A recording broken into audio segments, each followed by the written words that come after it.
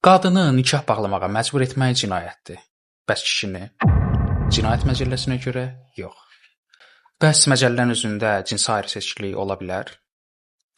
Cinayət məcəlləsinin 176-1-ci maddəsinə əsasən qadını nikaha daxil olmağa məcbur etmə 2000 manatdan 3000 manatadək miqdarda cərimə və ya 2 ilədək müddətə azadlıqdan məhrum etmə ilə cəzalandırılır.